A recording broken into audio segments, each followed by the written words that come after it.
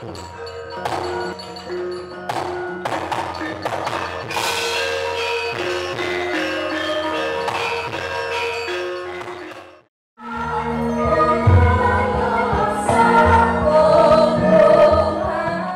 kira kita sedang menghadapi situasi dunia ini lagi menghadapi situasi global yang terancam dengan perubahan iklim. Ini terjadi di mana-mana. Jadi iklim yang berubah ini bukan hanya di kita di Indonesia, tapi di mana-mana.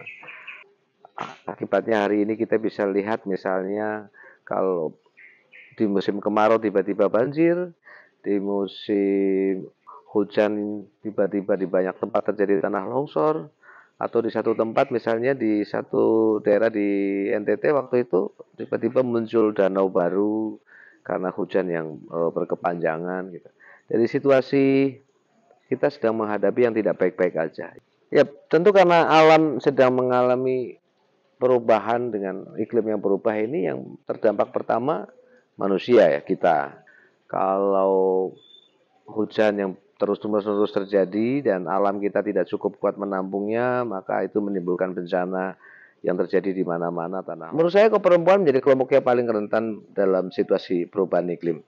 Menurut kami di PKBI, kalau misalnya pada soal berkurangnya atau sulitnya mendapatkan air bersih, yang ini pasti sangat berimplikasi dan berpengaruh terhadap kelompok perempuan yang membutuhkan air bersih untuk kebutuhan kehidupan, baik itu rumah tangga maupun kehidupan ekonominya. Perubahan iklim buat perempuan yang sedang mengalami kehamilan juga risikonya tinggi ya. Situasi hawa yang panas ini sangat mempengaruhi soal kesehatan janin yang bisa berimplikasi terhadap kelahiran bayi secara cepat. Saya kira juga berisiko terhadap kematian bayi kalau iklim berubah dan situasinya kering kerontang, panas. Soal yang lain di situasi perubahan iklim di desa, misalnya teman-teman di desa karena paceklik dalam tanda kutip yang disebabkan oleh perubahan iklim, mereka melakukan migrasi, dan apabila mereka melakukan aktivitas seksual yang berisiko, maka itu akan berisiko untuk menularkan itu kepada pasangannya yang ada di desa. Ini berisiko juga terhadap menularnya penyakit seksual. Ada banyak faktor yang bisa terjadi akibat perubahan iklim. Salah satunya tadi buat teman-teman perempuan, buat anak-anak saya kira, buat lansia juga, buat teman-teman penyandang disabilitas. Mereka menjadi kelompok yang rentan dan sangat berisiko menghadapi situasi perubahan iklim. Resiko atau kemungkinan perubahan iklim juga meningkatkan kekerasan seksual. Menjadi kekerasannya adalah ya perempuan menjadi punya double kerjaan, yang mestinya dia juga ngurus nyari air bersih, juga ngurus urusan rumah tangga. Dengan suaminya dia misalnya mesti berbagi menjadi tidak berbagi, dan saya kira resiko perempuan juga mendapatkan kekerasan pada soal itu mungkin terjadi. Mungkin, sangat mungkin itu terjadi. Menurut kami, seni rupa atau seni visual itu mampu kemudian memberikan pesan kepada masyarakat atau publik dalam konteks mengajak dalam wilayah edukasi publik.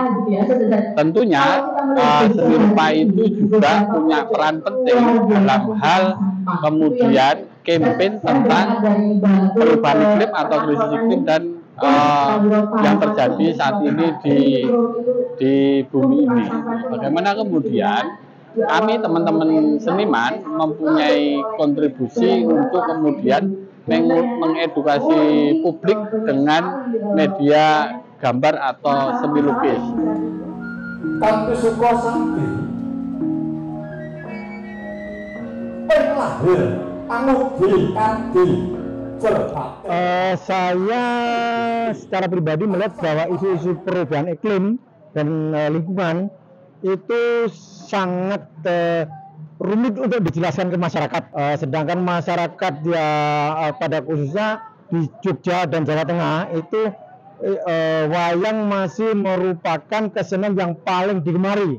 Maka setiap program baik itu dari pemerintah maupun dari swasta maupun dari non-government organization itu kalau ada program-program itu disiarkan melalui wayang ini sangat efektif, sebab wayang ini adalah hiburan masyarakat.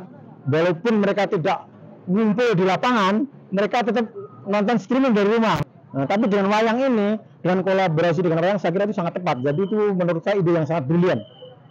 Saya memilih lakon ini yang memang ada hubungan dengan perubahan iklim di suatu negara namanya Kiskendopuro, yang rajanya bernama Maesasura. Itu mereka itu sangat gelisah dengan perubahan iklim, yang mana hutan-hutan kebakaran, sehingga banyak rakyatnya, kaulanya yang susah air, susah makan, ya karena pada kebakar hutan-hutannya. Jadi dia adanya terus perilakunya berubah menjadi pemarah, ya kan? Jadi pemarah.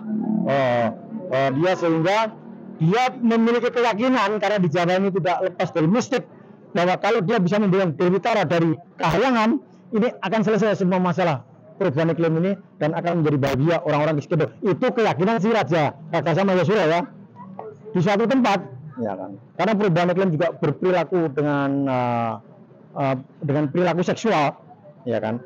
Itu ada seorang Brahmana yang usianya sudah 75 tahun. Dia memiliki istri namanya Wibrati, beda umur 25 tahun. Pada saat sang Brahmana sudah perilaku seksnya menurun karena tidak tahan panas, itu situasi yang emosional terus kan, itu pada dimana istrinya justru semakin gairah. Nah, disinilah terjadi masalah. Sang istri memiliki love affair dengan seorang dewa bernama Bathara Surya. Dari situlah kekisuran terjadi. Tapi nanti dilihat aja wayangnya ya. Ya, saya sudah melihat beberapa cerita wayang mungkin sebelum memutuskan lakon ini. Saya ada melihat ada 20 lebih lakon-lakon, ternyata yang berhubungan dengan isu perubahan iklim adalah ini. Yang utama adalah saya ingin melestarikan budaya leluhur Jawa, karena di wayang ini banyak filosofi, banyak falsafah hidup Jawa, mulai dari karakter, mulai dari peragaannya itu setiap orang, oh kalau karakternya begini, karakternya begini, yang mana itu menyangkut dualitas, benar dan salah selalu konflik, dan selalu kebenaran selalu yang menang. Jadi kita ingin ingin mendidik para generasi muda ini bahwa kamu sehebat-hebatnya kayak apa, sing salah bakal seleh. Itu kan nasi Jawa kan.